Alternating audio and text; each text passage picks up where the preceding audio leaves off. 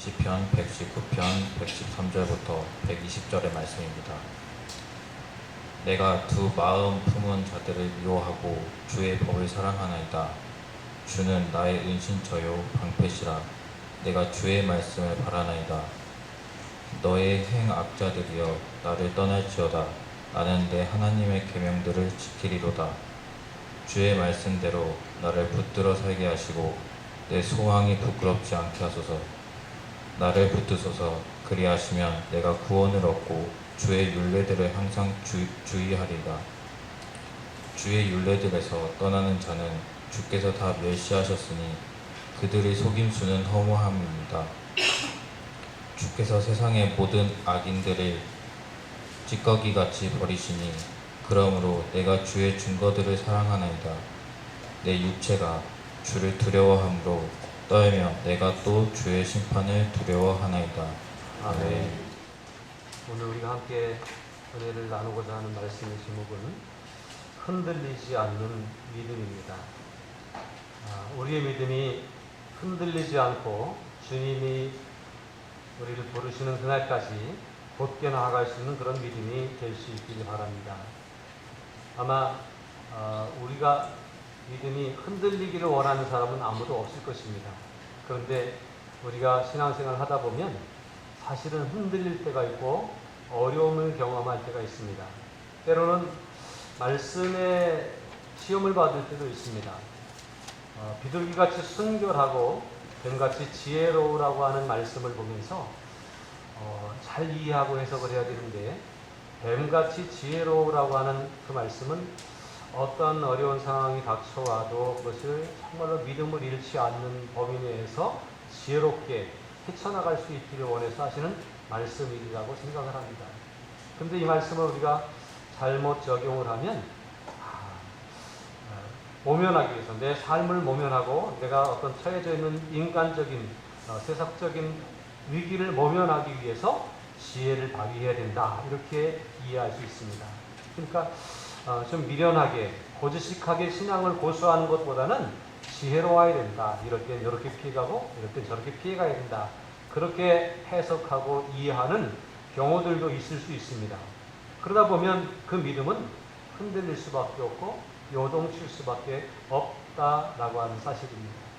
그래서 우리의 믿음이 정말 흔들리지 않는 그런 믿음으로 살아가야 되는데, 어떻게 우리의 믿음이 흔들리지 않는 정말 주님 앞에 합당한 온전한 믿음이 될 수 있을까? 늘 고민하면서 기도하면서 풀어가야 될 문제가 아닌가 싶습니다. 근데 오늘 저는 이 119편 113절부터 120절까지의 말씀을 보면서, 특별히 113절의 말씀을 보면서 흔들리지 않는 믿음이 되어야 되겠다라고 결심하고, 그 흔들리지 않는 믿음은 제 말씀 가운데 있을 때 흔들리지 않을 수 있다라고 확신을 가지게 됩니다. 우리가 신앙생활을 하면서 경우에 따라서는 사람을 보고 신앙생활을 시작할 때도 있습니다. 자꾸 찾아와서 권면하고 자꾸 전도하는 것을 못 이겨서 교회 나와서 예배를 드리고 신앙생활을 유지해가는 사람이 있습니다. 또 때마다 기도하고 있습니다. 그리고 관심을 가져주고 사랑을 쏟아주시는 성도님들이나 또는 목회자들의 관심과 사랑 때문에 내가 교회를 떠날 수 없다고 생각하는 그러한 일들도 있을 수 있습니다.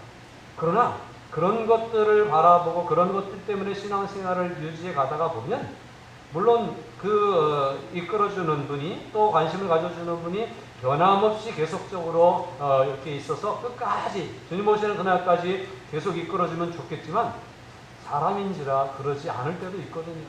그래서 어떤 사람을 보고 어떤 환경과 여건을 의지해서 믿음 생활을 하다가 보면 반드시 흔들릴 수 있는 일도 생길 수 있다고 하는 사실을 우리는 기억해야 됩니다.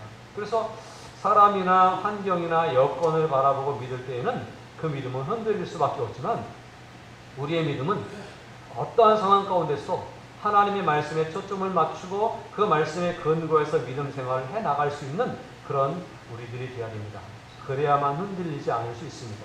왜냐하면 세상의 환경은 변하기 때문에 그 환경을 바라보면 변하는 환경 속에서 어떻게 대처해야 될지 모르고, 그리고 나도 따라서 흔들릴 수가 있습니다.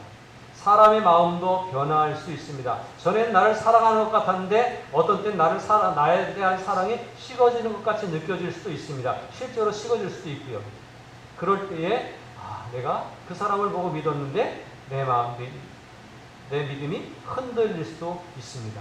그러나 세상의 모든 것들이 변하고 흔들리고 또 이렇게 움직이지만 움직이지 않는 것, 불변하는 진리가 있습니다. 그것이 바로 뭐냐면 하나님의 말씀인 줄로 믿습니다.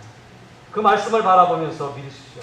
사람이 좋아서 그 사람 따라 교회에 나왔을지라도 그 사람도 좋아하지만 그 사람도 따라가지만 그러나 그 사람보다 더 중요한 것이 하나님의 말씀이고 우리의 믿음의 핵심이 말씀에 붙잡혀야 된다고 하는 사실을 우리는 결코 잊어서는 안 될 줄로 믿습니다. 그래서 항상 말씀에 관심을 가지고 말씀에 집중할 수 있는 우리들이 되길 바랍니다. 눈을 크게 뜨고 지금도 말씀을 듣는 일에 관심을 가질 수 있길 바랍니다. 어떤 분들은 말씀을 딱 시작하면 그때부터 편안하게 눈을 감고 쉬는 분들이 계세요. 그러지 말고요. 눈을 크게 뜨고 집중하고 내 믿음이 흔들리지 않으려면 이 말씀을 잘 들어야 되겠구나. 이 말씀을 내가 잘 듣고 마음에 새기고 결심하는 마음으로 이 말씀을 들어야 되겠구나. 그런 생각을 하고 말씀에 집중할 수 있으면 좋겠습니다. 오늘 113절에 어떻게 말씀을 시작하고 있는지 한번 보실까요? 113절에 보니까 내가 두 마음 품는 자들을 미워하고 주의 법을 사랑하나이다. 이렇게 말씀하고 있어요. 한번 해보세요. 두 마음 품는 자. 한 번 더. 두 마음을 품는 자. 여기서 말하는 두 마음을 품는 자가 어떤 사람일까요? 두 마음을 품는 자가 있다는 거예요. 믿음 생활하면서 두 마음을 품는 자가 있다는 거예요. 세상에서 세상 사람들이 말하는 세상적인 상황 속에서 세상의 말로 말하면 양다리 걸치는 사람 이런 얘기예요. 양다리 걸치시는 분 있습니까? 특별히 이제 젊은 사람들이 이렇게 연애할 때에 이 사람은 너무 이뻐서 놓치고 싶지 않고 이 사람은 능력이 있어서 놓치고 싶지 않고 양쪽에 걸치고 있어서 그러다가 이쪽도 놓치고 이쪽도 놓치고 그런 일들이 있을 수 있죠. 여러분 이 양다리를 걸치면 안 됩니다. 신앙생활하면서 두 마음을 품어서는 안 된다라고 하는 사실입니다. 오직 우리는 우리를 창조하시고 우리를 구원해 주시고 오늘 우리의 삶을 간섭해 주시고 인도해 주시며 우리를 위해 영원한 나라를 예비해 놓으신 하나님께 우리의 마음을 두고 살아가야 될 줄로 믿습니다. 거기에 조금도 부족함이 없는 거예요. 우리를 창조하신 분이기 때문에 완벽하게 창조하신 분이기 때문에 우리를 구원하시되 모든 죄를 하나도 남김없이 싹 씻어주시고 우리를 구원해 주신 주님이시기 때문에 부족함이 없어요. 지금도 우리에게 간섭해 주시고 계십니다. 물론 우리가 때로는 이게 이렇게 이루어졌으면 좋겠고 이게 이렇게 됐으면 좋겠고 내 마음에 들지 않는 부분이 있지만 그러나 그 모든 상황과 여건 속에서 주님은 간섭하고 계시고 또 섭리하고 계시다고 하는 사실을 우리는 결코 믿음 안에서 잊어서는 안 됩니다. 내 마음대로 된다고 해서 하나님이 도와주시는 게 아니라 하나님의 뜻과 섭리가 그 속에 있음을 알아야 돼요. 내 마음대로 안 되는 것일수록 하나님의 뜻이 무엇인가를 붙잡을 수 있는 우리들의 믿음이 될 수 있기를 주님의 이름으로 부탁을 드립니다.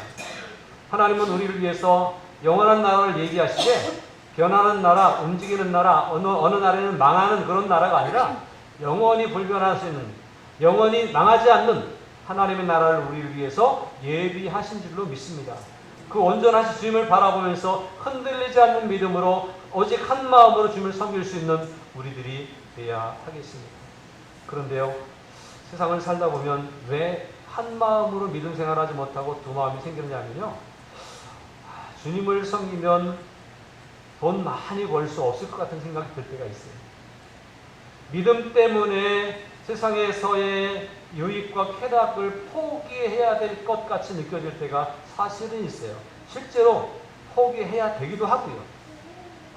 경제적인 문제 때문에 또는 어떤 인간관계의 문제 때문에 하나님을 향한 우리의 마음을 곧게 유지하고 지켜나가기가 어려울 때가 사실은 있다고 하는 겁니다. 특별히 세상은 물질 만능주의 시대로 이미 오래전부터 흘러가고 있고요. 이것은 저 구약시대 때부터 사람들이 풍요를 너무 의지했습니다. 저는 요즘 한국교회를 위해서 마음을 이렇게 생각하고 기도하고 그러면서 안타깝게 여기는 부분이 있습니다. 한국교회는 세계 기독교 역사상 유례 없는 부흥을 100여 년 동안 이루고 왔습니다. 지금 한 130년 정도를 지나고 있습니다. 130년을 넘어서고 있는데 기독교가 들어와서 이 130년 동안 이 폭발적인 부흥을 가져왔는데 세계를 선교하는 나라로, 세계에 유례없는 나라로 대한민국 교회가 성장했습니다. 그런데 이미 한 10수년, 20년 전부터 사실 한국 교회는 성장이 멈췄고, 성장이 멈출 뿐만 아니라 쇠락하고 있다고 하는 보고를 듣습니다. 실제로 목회 현장에서 피부로 느껴지고 있고요. 또 많은 목사님들을 만나면 그런 것들이 보여집니다. 아마 머지않아 한국교회 많은 교회들이 문을 닫을 것 같고, 그리고 많은 사람들이 교회를 떠날 것 같고, 그런 일들이 벌어질 것 같습니다. 왜 한국교회가 그 폭발적인 부흥을 가져왔고, 왜 한국교회가 또 급속도로 쇠락하고 있는가? 세계 기독교 역사상 100년 만에 폭발적인 성장과 쇠락을 거듭하는 나라가 있을까? 저한테 굉장히 요새 충격으로 다가오고 있고, 이것에 대해서 기도하고 있습니다. 무엇 때문에 그랬을까요? 아마 어쩌면 너무나 힘들고 어려웠던 상황 가운데서 대한민국이 믿음 안에서 믿음으로 주님을 의지하고 기도하면 하나님 복 주신다고 하는 믿음 때문에 모여들었고, 그리고 실제로 복을 받았고, 그리고 부흥했는지도 모릅니다. 그런데 이제 급속도로 부흥했고 부자되게 해주세요. 먹고 살 수 있게 해주세요. 안정되게 해주세요. 기도했던 대로 이루어졌습니다. 이제 더 이상 기도할 일이 없어졌습니다. 부자 되기를 위해 기도했는데 부자가 됐으니까 이제는 기도 안 해도 되는 거예요.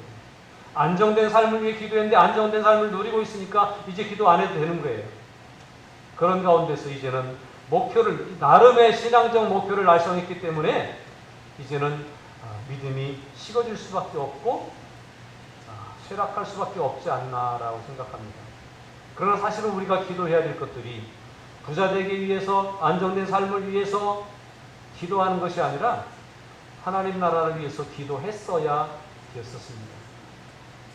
영혼을 향한 하나님의 사랑과 관심을 인식하면서 그 영혼에 대한 관심을 가지고 기도하는 일이 지속됐다고 한다면 지금도 계속 영혼의 구원의 역사가, 부흥의 역사가 일어날 수밖에 없는 거예요. 그러나 우리의 관심은 부유함에 있었습니다. 교회가 건물 좋은 교회가 되기를 원했고 부자 교회가 되는 것을 원해서 기도했는지도 모릅니다. 교회 땅을 사는 일을 신경을 썼고, 그리고 높은 빌딩 같은 건물을 짓는 것을 신경을 썼는지도 모릅니다. 그런데 다 이루고 나니까 이제는 힘을 잃어버리고 있습니다. 오늘 저와 여러분들의 믿음이 이 세상에 보여지는 어떤 것들을 위해서 기도하거나 거기에 관심을 가지는 믿음이 아니라 내 영혼의 풍성함을 위해서 기도할 수 있기를 바랍니다. 물질적인 풍요가 다 이루어지지 않아도 이 속에 풍요로움이 이루어지면 부족함을 느끼지 않는 삶을 살아갈 수가 있습니다. 건강하지 못해도 이 육신의 건강이 아니라 영혼의 건강이 임하면 그 부족하고 연약한 육신을 가지고 주님을 봉사할 수 있는 능력을 경험할 수가 있습니다. 이것이 오늘 우리가 추구해야 될 믿음의 근본인 것입니다. 그런데 더 중요한 것은 놓치고 부수적인 부분에 관심을 가지고 있다가 결국은 지금 그 믿음이 진짜 믿음이 아니었기에 뭔가 이룬 것 같고 열매를 거둔 것 같지만 그러나 이제는 다시 쇠락할 수밖에 없는 그러한 한국교회의 현실이 아닌가라고 하는 것이 안타깝게 다가오고 있습니다. 그래서 기도하고 있습니다. 하나님, 기초가 튼튼한 교회가 되게 해주세요. 어떠한 상황 가운데서도 뿌리 뽑히지 않는, 흔들리지 않는 믿음이 한국교회 안에 쓰여지게 도와주세요. 우리 교회가 그런 교회가 되게 해주세요. 그렇게 기도하고 있습니다. 여러분들도 그렇게 기도하셨으면 좋겠습니다. 나는 열심히 기도해서 복을 받고 내 자녀들 잘 되는 것까지는 좋은데 그 믿음이 뿌리가 약하면, 자녀들에게 유전이 되지 않으면 자녀들은 다 딴 데로 가는 거예요. 오늘날 다음 세대들이 다 지금 다른 길로 가고 있는데 부모들이 그것에 대해서 안타깝게 여기지 않는 거예요. 우리 아들이 출세해야 되는데, 우리 딸이 성공해야 되는데, 좋은 대학 가야 되는데, 좋은 직장 가야 되는데, 좋은 사람 만나서 십자가 잘 가야 되는데 라고 하는 것에만 관심이 있고요. 신앙생활 정말 잘해야 되는 데에 대한 관심이 식어지고 있는 거예요.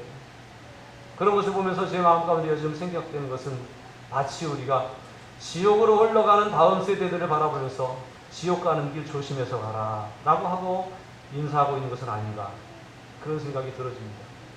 여러분, 편안하게 지옥 가면 됩니까?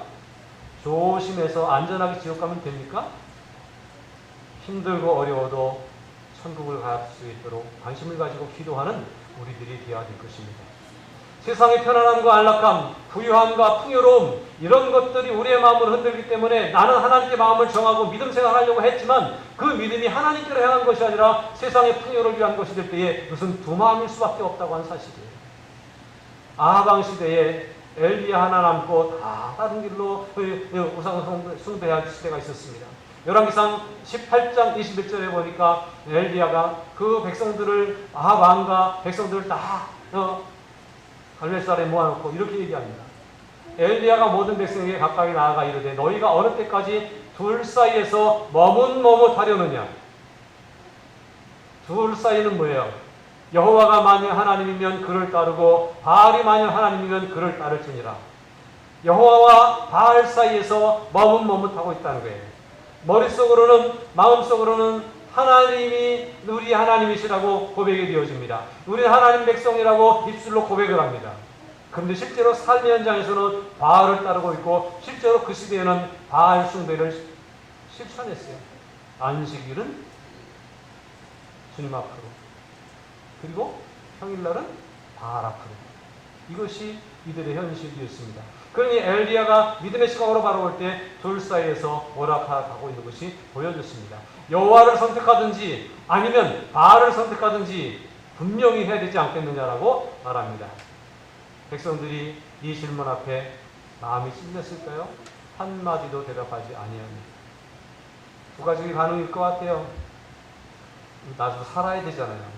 바알을 따라야 부자 되는데요.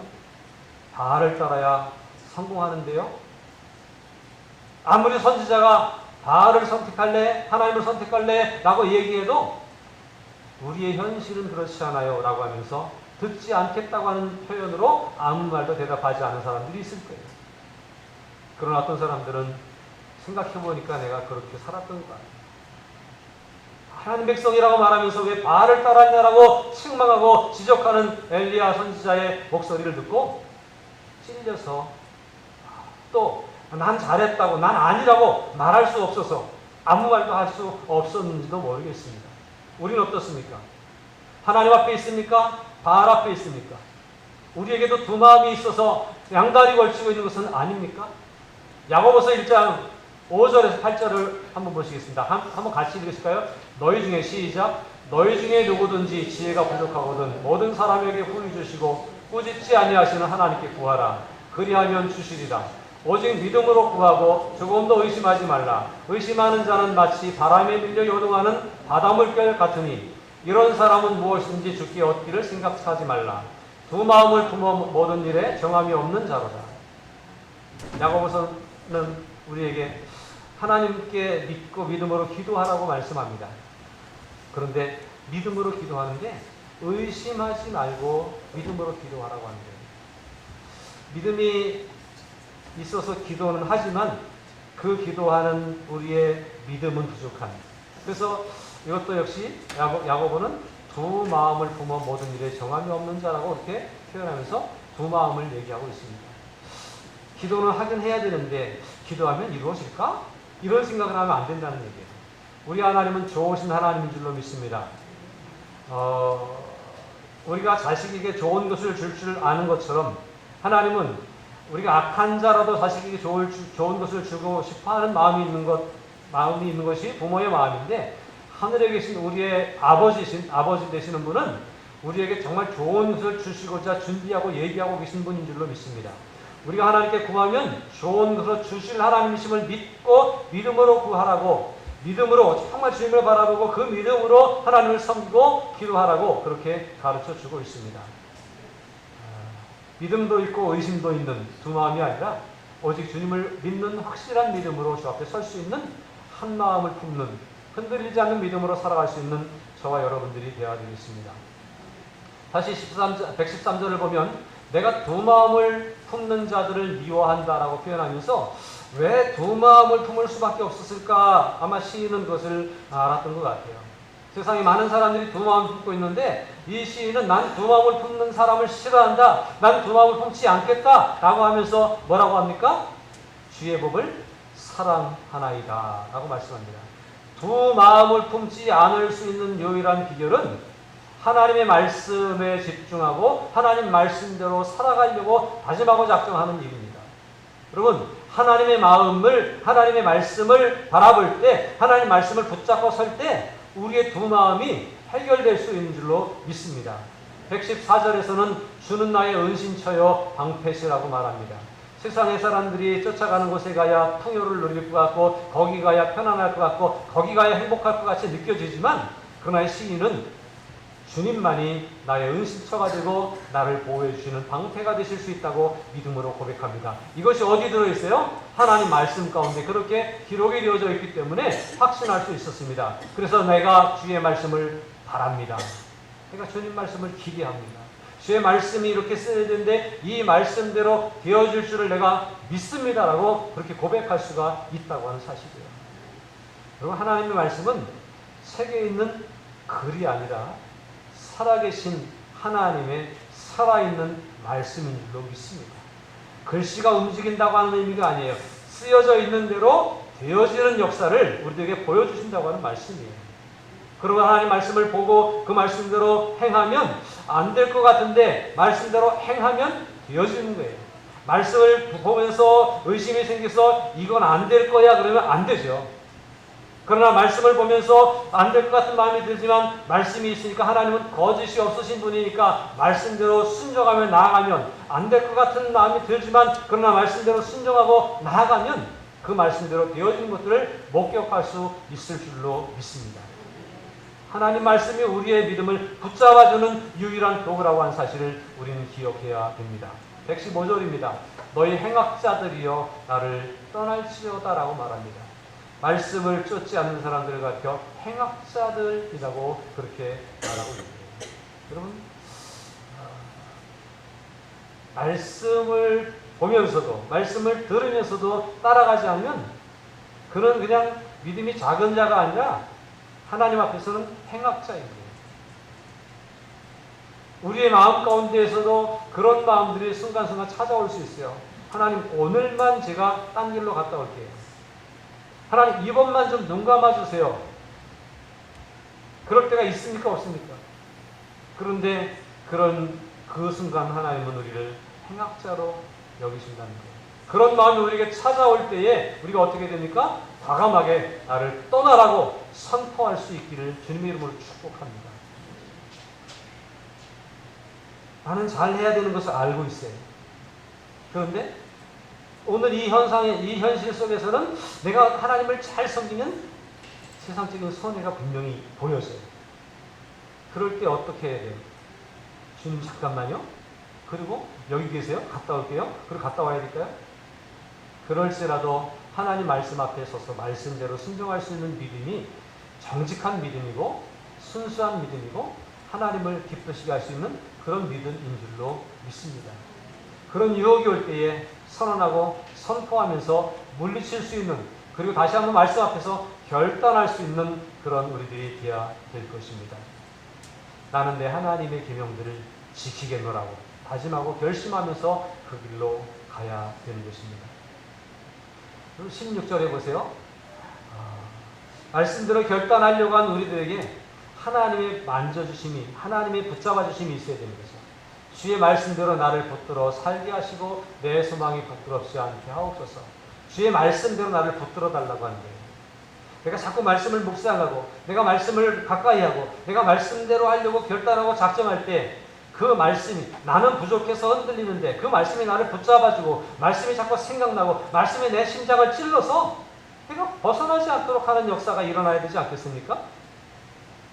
하나님의 말씀이 나를 간섭하시고 하나님 말씀이 나에게 오셔서 개입하셔서 자꾸 지적하시고 그렇게 될 때에 하나님 말씀이 나를 붙잡아주는, 그래서 그 믿음 안에, 흔들리지 않는 믿음 안에 있도록 하시는 능력을 우린 경험해야 되지 않겠습니까? 17절도 그렇습니다. 117절도 나를 붙드소서 그리하시는 내가 구원을 얻고 주의 율례들에 항상 주의하리이다 라고 말합니다.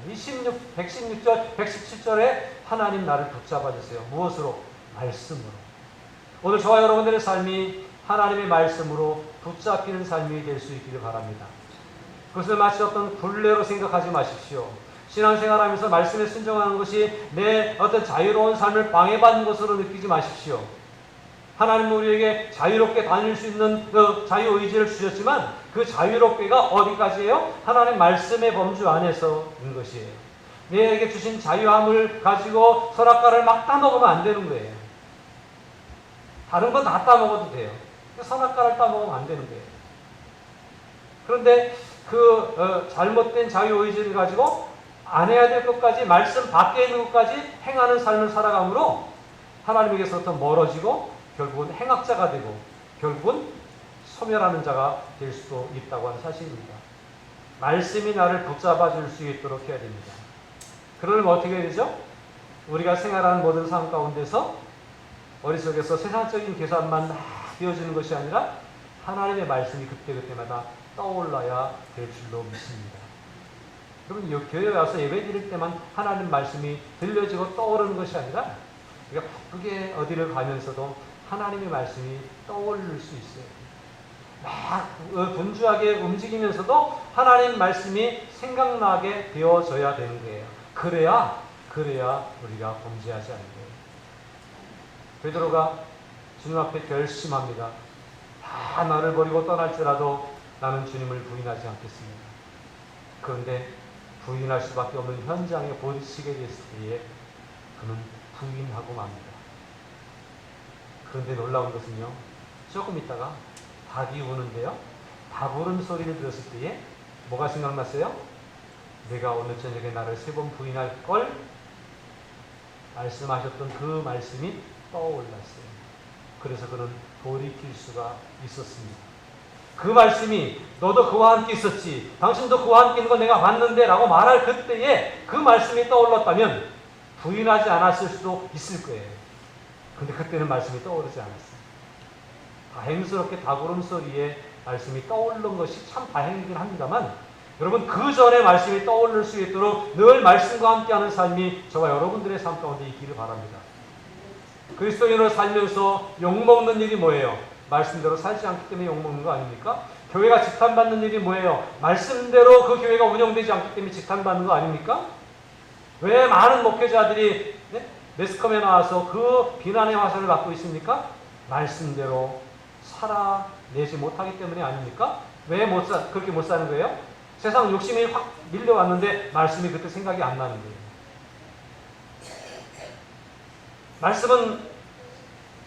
말씀은 뒤로 숨고 세상의 지혜가 몰려들어와서 이것이 지혜로운 것처럼 뱀같이 지혜롭게 하라고 하는 말씀이 시험에 빠지게 하는 일들이 있는 거 아닙니까? 여러분, 모든 일들을 분별하고 판단할 때 하나님의 말씀이 우리에게 기억날 수 있기를 바랍니다. 그 말씀이 나를 붙잡아주는 끈이 될 수 있기를 바랍니다. 그 말씀이 내 생명의 줄을 붙잡고 나를 살려주는 말씀이 될 수 있기를 바랍니다. 이 말씀이 생각나지 않으면 주님을 부인하게 되고 주님을 떠나가게 되고 결국 흘러가는 거예요. 어디로 갈까요? 118절입니다. 주의 율례들에서 떠나는 자는, 말씀이 생각나지 않아서 말씀을 잊어버려서 또 말씀을 알면서도 세상이 좋아서 떠나가는 자가 있을 수 있거든요. 그 떠나가는 자는 어떻게 될까요? 주께서 다 멸시하셨으니. 멸시하셨다라고 하는 얘기는 주님이 무시하셨다, 주님이 없는 것처럼 생각하신다, 그런 말씀이죠. 근데 이 단어의 원어적인 의미는요, 가벼워진다라고 하는 의미가 있어요. 하나님의 말씀을 도외시하고 하나님 말씀에서 멀어지고 하나님의 말씀을 무시하는 사람들은 그가 가벼워지게 하실 것이다. 하나님 가벼워지게 하신다는 거예요. 저는 그 부분을 보면서 나를 가볍게 하신다고? 가벼우면 어떻게 될까요? 바람이 불면 날아가게 되죠. 알곡은 바람이 웬만큼 불어도 안 흔들립니다. 희지를 해도 알곡은 안으로 모여들게 되어 있습니다. 그런데 가벼워지면 쭉정이는 날아가게 되어 있습니다. 말씀에서 멀어지는 성도는 가벼워지게 하신다 그랬어요. 조금만 바람이 불면 떠나가는 거예요. 코로나의 3년 기간 동안 교회를 떠나간 많은 사람들은 아마 가벼웠기 때문이 아닐까 생각합니다. 인생을 살아가면서 고난을 만날 때마다 흔들리고 그때마다 원망과 불평을 늘어놓고 이럴 바에는 안 믿는 게 낫지 그러고 떠나가는 사람은 가벼워졌기 때문이에요. 원래 가볍기 때문이에요. 왜냐하면 감정에 앞서서 열심히 신앙생활했고 기도했고 봉사했고 그랬지만 말씀의 핵심이 자리 잡고 있지 않아서 속이 여물지 않아서 알곡으로 돼서 무게감을 가지고 신앙생활하지 못했기 때문에 어떤 때는 열심히 하다가 어떤 때는 훅 날아가는 가벼운 성도가 될 수 있다고 하는 겁니다. 무게를 유지하시기를 주님의 이름으로 축복합니다. 몸무게를 말하는 건 아닙니다. 그런데요, 영적인 무게가 있어야 돼요. 이 영적인 무게는 말씀이 차곡차곡 쌓일 때 영적인 무게감이 생기는 거예요. 어떤 이단이 와서 아무리 유혹을 해도 흔들리지 않는 거예요. 아무리 세찬 고난의 바람이 불어도 흔들리지 않는 거예요. 그럴수록 더 주께 기도하는 거예요. 무게감이 있는 사람은 힘들고 어려울수록 더 주님을 찾고 의지하는 거예요. 누가 나를 시험 들게 해도 그 사람 때문에 흔들리는 게 아니라 더 그럴 때일수록 주님을 더 깊이 묵상하고 바라볼 수 있는 거예요. 이런 무게감이 있는 성도가 되시기를 주님의 이름으로 부탁을 드립니다. 119절입니다. 주께서 세상의 모든 악인들을 뭐같이? 찌꺼기같이 버리신다고 했어요. 여기서 말하는 세상의 모든 악인들은요, 교회 밖에 있는 사람들이기도 하겠지만 어쩌면 118절에 말하는 것처럼 율례들에서 떠나는 자들, 교회 다니지만 믿는 것 같이 보이지만 말씀과는 거리가 있는 사람들을 얘기하는 것일 수도 있어요. 이런 사람들은 찌꺼기같이 버리신다는 거예요. 은을 단련하면, 금을 재련하면 불순물들은 버려야 되잖아요. 세상은 우리의 믿음을 재련하는 재련소와 같습니다. 우리는 끊임없이 세상에서 고난을 당할 것입니다. 주님이 나를 따라오는 자는 고난도 함께 당할 것이라고 말씀하고 있습니다. 고난 당하는 것이 당연한 거예요. 그런데 그 고난을 뚫고 넘어가는 사람은 순수함을 인정받아서 하나님의 구원의 자리에 들어가기에 부족함이 없습니다. 그러나 고난 앞에서 원망과 불평을 늘어놓고 이런 사람들은 고난을 감당하지 못하고 찌꺼기같이 버려짐을 당할 것이에요. 저 평생 교회 다녔어요. 그랬는데 그날의 그 문 앞에서 근데 내가 못 봤는데 주님이 그러실 수 있다는 얘기예요. 지금도 주님은 보고 계십니다. 어떤 사람은 주님의 눈에 보여질 것이고 어떤 사람은 주님의 눈에 안 보여질지 모릅니다. 어떤 사람은 주님의 눈에 순수하게 보일 것이고 어떤 사람은 찌꺼기처럼 여김을 당할지도 모릅니다. 이게 두려운 얘기입니다. 이 말씀 앞에 우리는 막 두렵고 떨림으로 서지 않으면 안 될 것입니다. 마지막 120절은 그렇게 말씀하고 있습니다. 내 육체가 주를 두려워함으로 떨며 내가 또 주의 심판을 두려워하나이다. 왜 우리가 두려워해야 되는 거예요? 말씀이 그렇게 가르치고 있잖아요. 그 말씀을 생각하면 내가 이렇게 대충 해갖고는 안 돼요. 어설프게 신앙생활하거나 적당히 예수 믿어서는 안 된다는 사실이에요. 두렵고 떨리는 마음으로 주 앞에 설 수 있어야 돼요. 말씀 앞에 날마다 나를 조명하고 말씀이 나를 날마다 다스릴 수 있도록 말씀이 나를 붙잡아주고 말씀이 나를 이끌어갈 수 있도록 그 말씀 앞에 서야만 무게감이 있을 뿐만 아니라 찌꺼기같이 버려지지 않을 뿐만 아니라 바람에 날려가지 않을 뿐만 아니라 하나님 앞에 온전한 구원을 경험할 수 있는 진정한 성도가 될 수 있을 줄로 믿습니다. 하나님 우리에게 믿음이라고 하는 선물을 주셨습니다. 아마 여기 계신 분들이 다 믿음의 선물을 받은 사람들일 거예요. 근데 이 믿음의 선물을 받아가지고 이 믿음을 말씀으로 차곡차곡 세워가면서 무게감 있는 믿음으로 세워가는 성도는 어떠한 힘들고 어려운 일이 와도 여전히 성도일 것입니다. 그러나 믿음의 선물은 받았지만 받은 것으로 만족해하고 감정에 치우쳐서 또는 그냥 선물 받은 것에 기쁨의 마음만 가지고 그냥 유지하고 채워가지 못하면 말씀을 여기 채우지 않으면 그 믿음은 지금은 있는 것 같은데 언젠가는 없는 것 같이 여겨질 수도 있다고 하는 사실이에요. 아직 조그만 믿음의 그릇이 있다고 한다면 오늘부터라도 더욱 깊이 말씀 앞에 채워질 수 있기를 바랍니다. 말씀을 의지하십시오. 말씀을 바라보십시오. 말씀대로 순종하십시오. 말씀을 기억나게 하십시오. 그리고 말씀이 나를 지배하도록 내 삶을 살아갈 수 있기를 주님의 이름으로 부탁을 드립니다.